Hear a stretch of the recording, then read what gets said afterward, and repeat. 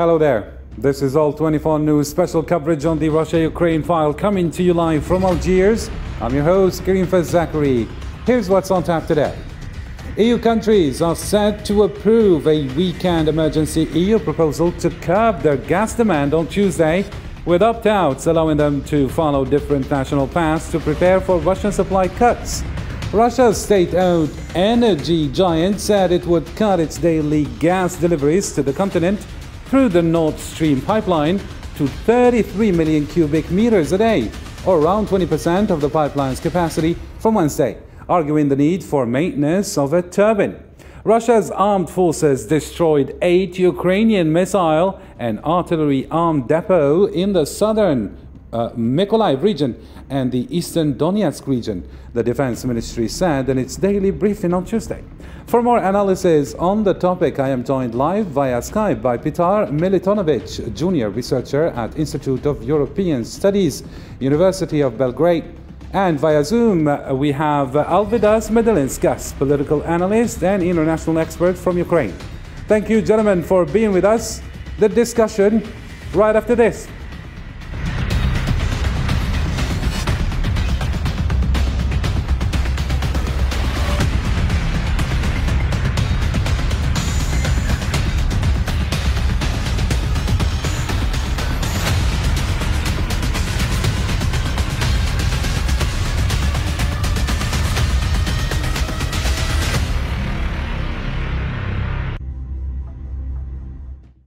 And before we delve any debate, let's share with you the latest updates, dear guests and dear viewers. European Union countries are set to approve a weekend emergency proposal to curb their gas demand, with a dozen EU countries already facing reduced Russian supplies. Brussels is urging countries to prepare by saving gas and storing it for the winter. This comes after Russian gas giant Gazprom said Monday it was cutting daily gas deliveries via the Nord Stream 1 pipeline to 33 million cubic meters starting from Wednesday. Yesterday, Gazprom announced additional cut on the gas supplies, which immediately caused a price increase. And this is just an additional evidence or proof that we have to take the game in our hands, and we have to reduce the dependencies on Russian supplies as soon as possible. So let me start with you, Mr. Alvydas. A gas turbine for Russia's Nord Stream 1 gas pipeline has not yet arrived for the maintenance or after maintenance in Canada, but Moscow hopes it will be installed sooner rather than later, although analysts say that perhaps this could be convenient for Russia just to give a taste of what it means to do without Russian gas for Europeans. How true is this, Mr. Alvydas? Well, we are not engineers, but probably we all understand that it's really not a technical question. It's really a political and ideological question. And of course, Moscow could supply gas to our European partners, or it could simply threaten that we will not supply with this gas and to explain it's about the maintenance of the pipeline. So yes, I mean, I think Moscow, what is really risking very much, it is the fact that the European Union more and more will decide not to take Gazprom gas and to look for the other alternative resources of the energy. So wherefore Putin is playing the short time game until the maybe September or at the end of the year. And he's looking to his really big problems now with this war in Ukraine, which Putin is losing because he did not achieve his, let's say, goals in this war. But he might risk that he will have the situation where even those partners who always were reliant on Russian gas, like, for example, Germany, would turn away from Russia. So wherefore Putin risks to isolate and also himself as a person, as a politician, not to isolate his country politically, because of this kind of very aggressive policy in Ukraine and even in the world. But he also risks to isolate himself of economical connections to Russia, which are very vital for the Russian economy. But Mr. Alvidas, it seems that Germany especially is not ready to do without Russian gas, and the proof is that just by this maintenance works by Canada, we see that there were certain exceptions to the sanctions that have been implemented, and that upset so much Mr. Volodymyr Zelensky. How do you see this? Well, I myself was just about 1 month ago in Germany, in Berlin, in the conference, and we discussed the issue about the German foreign policy and also connections to the energy issues as well. So yes, the Germany cannot cut all the using of Russian gas, and Germany will have very big challenges and might be serious problems with energy, might have this autumn or this winter. But what I'm saying, even Germany is thinking about minimizing as much as possible this using of the Russian gas. But the issue, this is not going to happen overnight, Mr. Alvidas. Yes. So what I'm saying, yes, it will not happen overnight. So therefore, we could look for some kind of short-term policy and long-term policy. So in the short-term policy, yes, Germany cannot, let's say, stop using the Russian gas overnight, but could minimize using this gas. But we all know about the plans of the EU countries to really to turn away from the Russian gas until 2027 or 2025. So we shall see. So, I mean, in the long term, it is a very bad news for President Putin and the consequences of this kind of policy to the country. Mr. Alvidas, I mean, Volodymyr Zelensky himself asked this question: if we are making certain exceptions to certain sanctions due to these maintenance works, what kind of other exceptions are the West ready to make? And that upset Ukrainian president so much. What can you tell us about this point in particular? Well, President Zelensky, of course, also thinking about this kind of short-term issues, which are very much important for Ukraine, because the Ukraine, of course, wants that European Union, Western countries would not buy oil and gas from Russia, because Russia very much heavily rely on this gas and oil for all the revenues what Russia is getting, and when Russia could buy the weapons or produce weapons. So, wherefore, yes, that's not a very good, let's say, a message for President Zelensky that Germany cannot stop to use gas overnight.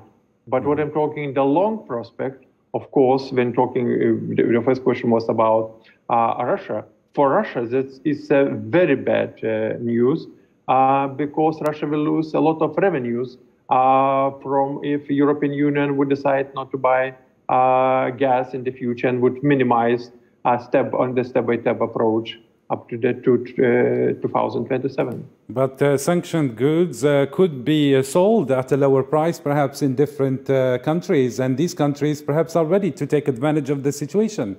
What do you think about that? Is really Russia here cornered?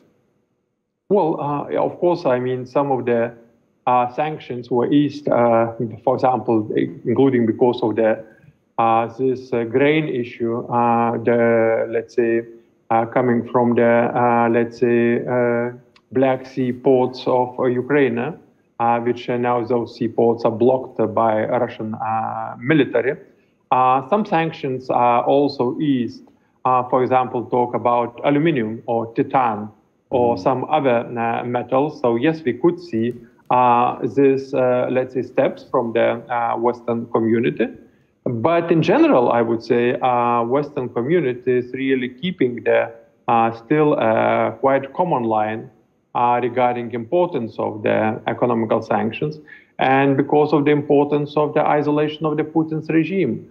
So wherefore, yes, I mean, as always, there is no picture black and white, but I would say more and more for Putin's Russia, the picture in relations to the Western countries looks more black rather than white. Very nice indeed. Thank you so much for these analysis. And Mr. Peter, the European Union has repeatedly accused Russia of resorting to energy blackmail, while the Kremlin says the shortfalls have been caused by maintenance issues and the effect of Western sanctions themselves. How do you read this?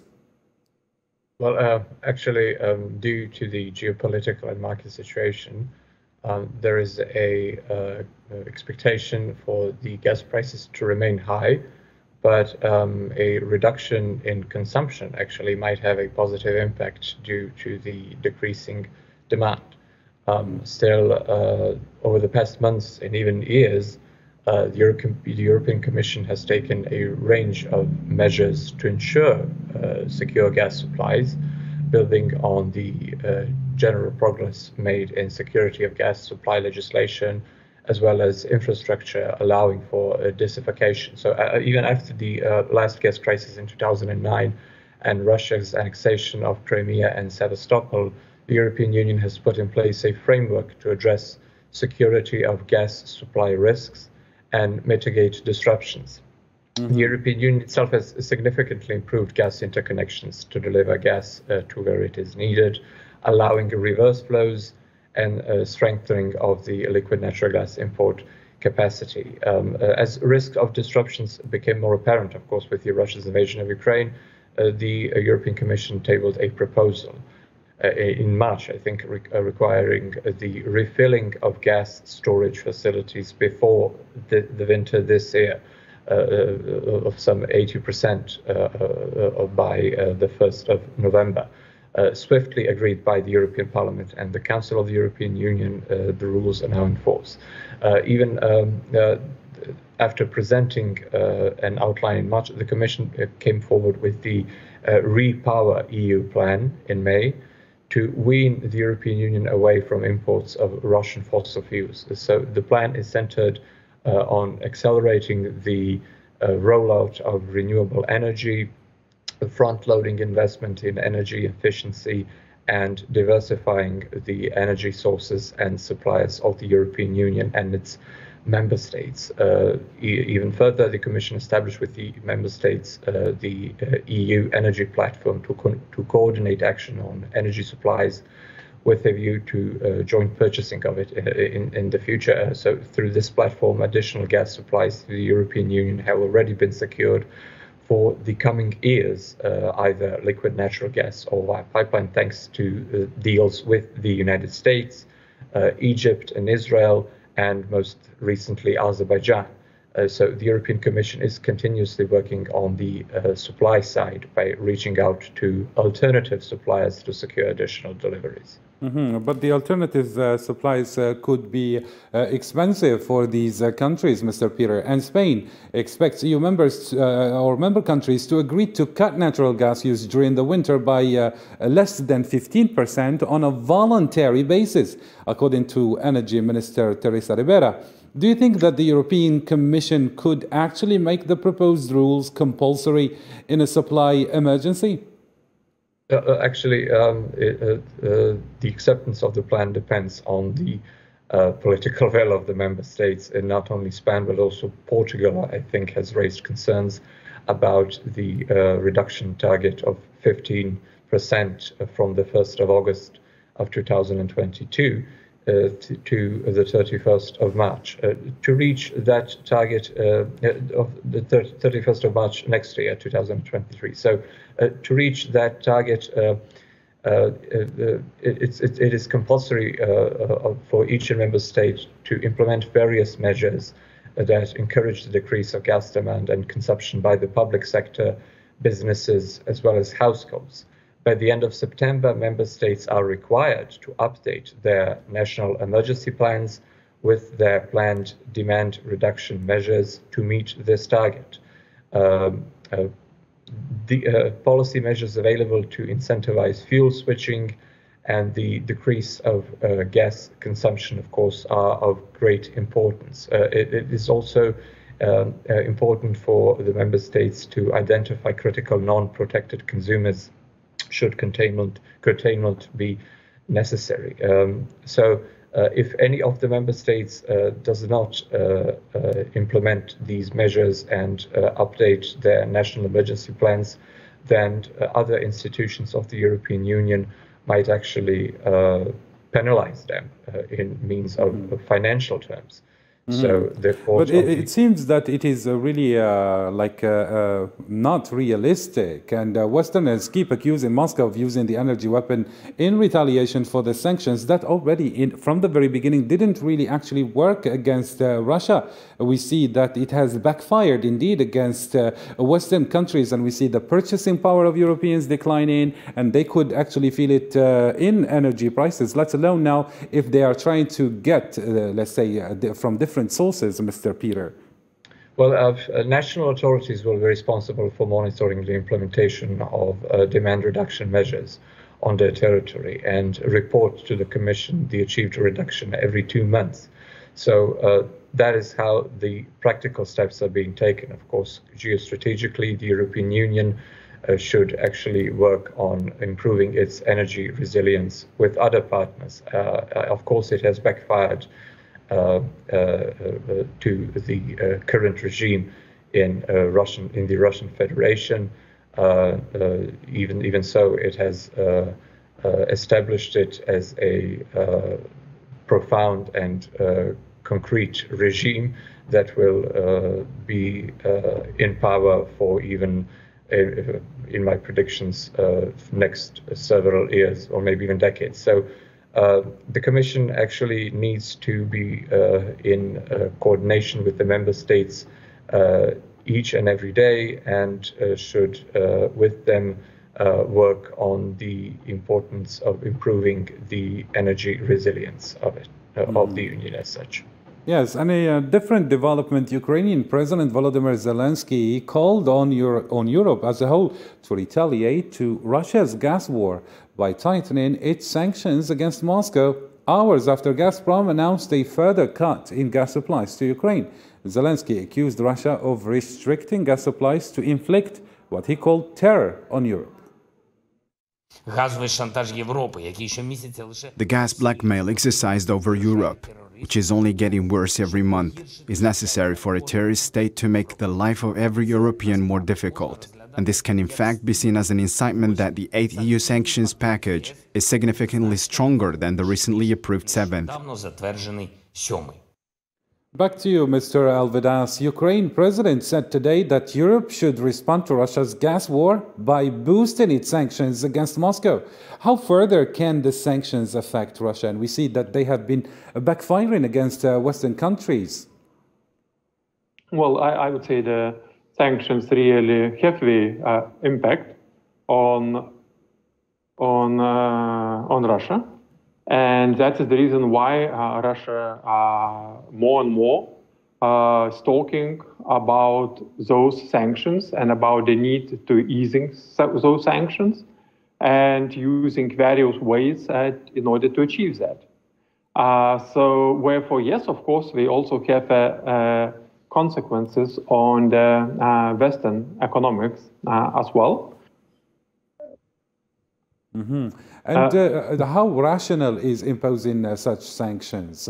Can we find a nice strategy, a smoother strategy, or perhaps find a different way, perhaps to punish Russia and not to reap the consequences of such sanctions? Well, unfortunately, Putin is acting in such a way that he put himself into the corner, and it's very difficult to look for various ways to get him out of this corner, because he was involved with the war where he does not achieve his aims, his goals, and wherefore, of course, this regime will look for all our ways to respond toward the Western countries, including the energy war against Europe.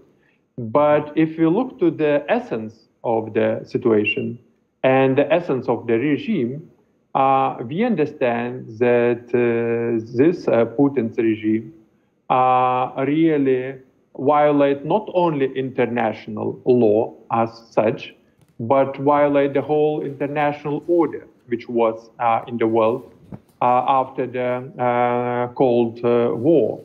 And wherefore the only way to stop this Putin's regime, a part of the economical sanctions, is really the war measures. But no one wants to go to the war. No one wants to have the Third World War. So wherefore what Western states were they made a decision is to supply more and more serious weapons in order Ukraine would have a victory against the Putin's regime in Ukraine, and after the Putin's regime will have to backtrack. So I think we will see it within the several months how the situation will develop in Ukraine. But I think if Putin will get less and less victories and more failures in Ukraine, the Putin also will backtrack on this energy war against European countries and the rest of the world, because this is the way does not lead anywhere. And in a different development or a related context, the German economy minister Robert Habeck, during the meeting of the European energy ministers in Brussels, said EU gas plans showed Russia won't split the European bloc. Wir begreifen uns voll als Teil der europäischen Solidarität. It has to be said that if an economic crisis hits Poland, Germany or France, the other European states will not remain unaffected. So to say that we care about our small national economy, the main thing is that it is protected, and the rest is of no interest to us, would not correspond at all to the interdependence of Europe. So what we need is more Europe, more European agreements, more European unity, and that is the signal we are sending today with this paper. I get back to you, Mr. Alvedas. The German group Siemens Energy is disputing Gazprom's reasoning, saying it saw no link between the turbine and the gas cuts that have been implemented or announced in a statement to a French agency or press agency. Siemens Energy is charged with maintaining the turbine. How reliant is Germany and the rest of Europe on Russian gas, do you think? Well, the Germany very much relies on the Russian gas, that certainly. And it's not only the, let's say, the country relies on this gas, but there are also quite a lot of various political business connection all around those issues with in relation with Gazprom and gas issues. And wherefore we see really that sometimes some of the German big business sometimes looks for Putin's regime in is not such strict way as politicians doing all those kind of things.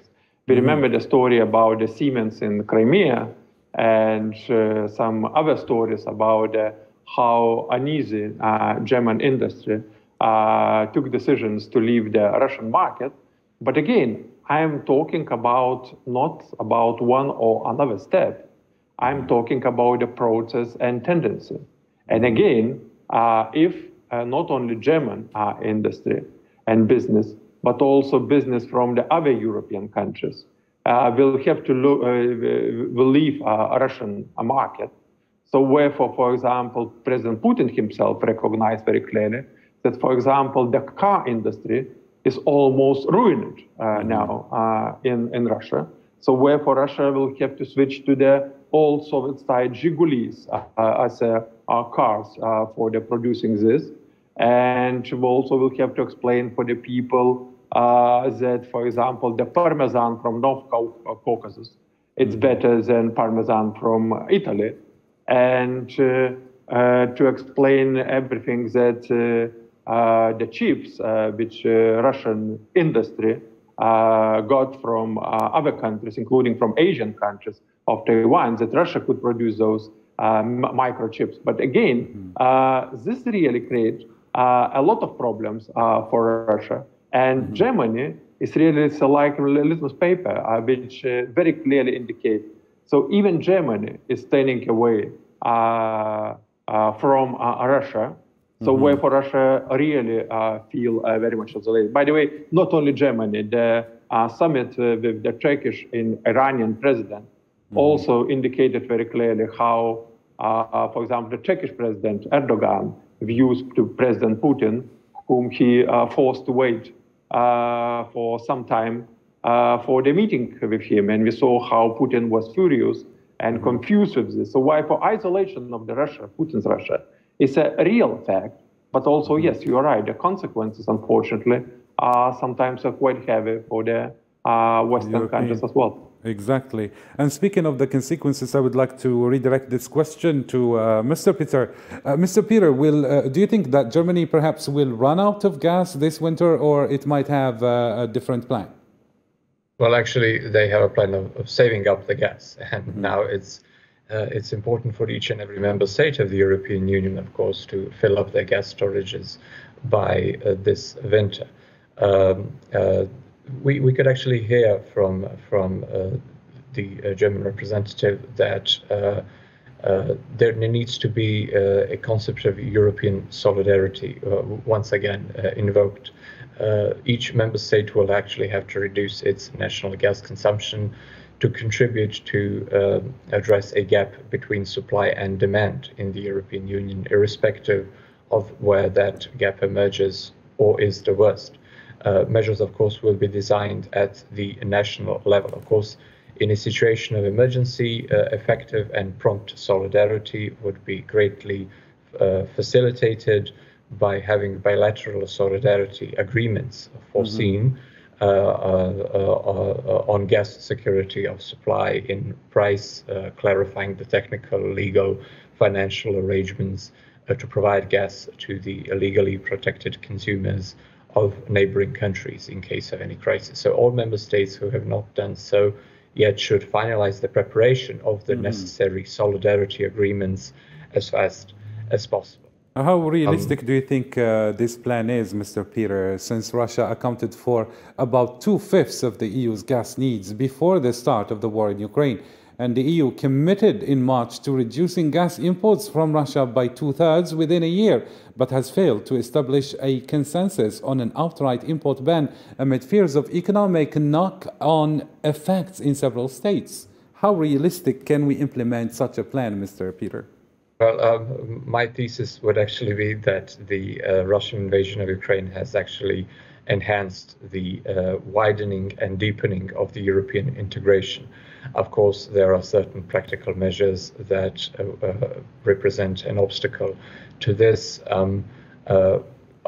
It will be important for each and every member state to reconsider their national emergency plans and cooperate with other external partners such as Norway, Azerbaijan, the Egypt, Jordan countries of the Middle East, and other countries of the Middle East as well, of course, and the United States. The liquid natural gas from these countries is somewhat, of course, now the price of the gas is higher, but the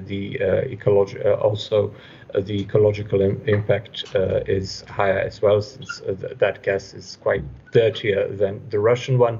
So it will cost a lot, but I think that it is important for the European Union to come out of this crisis more energy resilient. And during a 2-day visit to the Congolese city of Oyo, the Russian Foreign Minister Sergei Lavrov said there are no barriers to the export of grain from Ukrainian ports, speaking after Russian missiles struck Ukraine's main port of Odessa on Saturday. The head of the Russian diplomacy said the strike had been aimed at military infrastructure in the port. He told a news conference there was nothing in the grain agreement signed by Russia to prevent it from continuing to attack military infrastructure in Ukraine.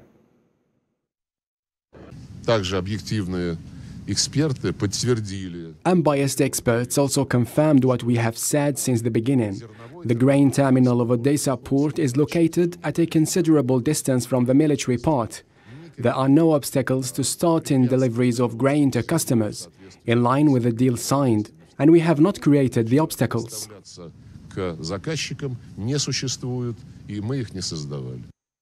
And as a final question before we wrap up our debate, Mr. Alvidas, the Kremlin said Saturday's Russian missile strikes in Odessa had hit military targets and would not affect grain export. Britain said on Tuesday there was no indication that a Ukrainian warship and a stock of anti-ship missiles were at the dark side in Odessa port on Saturday, after Russia earlier said it had destroyed those targets with high-precision missiles. How true is this, since you're there, Mr. Alvidas?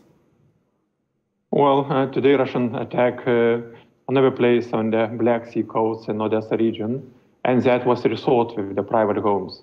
On Saturday, Russian attacked the seaport, and we really damaged some port infrastructure, where no any military installment and no harpoons. Now Russia does not talk about the harpoons, but before that, some of the propagandists from Russia were talking that Russia destroyed American harpoons in that part of the seaport.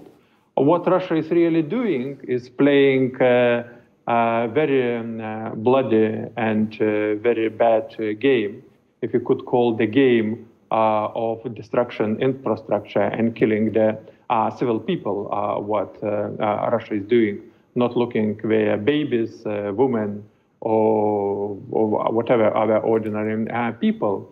So Russia indicated that Russia could attack whatever target in the Black Sea or in Ukraine. If we will think that if we will have whatever information that we need to attack, so then nobody's sure that Russia will not attack the grain supply ships when we will go outside, because, for example, Russia will say then in one of the ships there is someone military people sitting. Thank you so much, Mr. Alvidas. We have reached the end of our debate. Thank you, Peter, as well, for all your thorough analysis. It's the end of our special coverage on the Russia-Ukraine file. Thank you for keeping it here on All 24 News. For more updates, follow us on YouTube, Facebook, Twitter, and Instagram. Bye for now.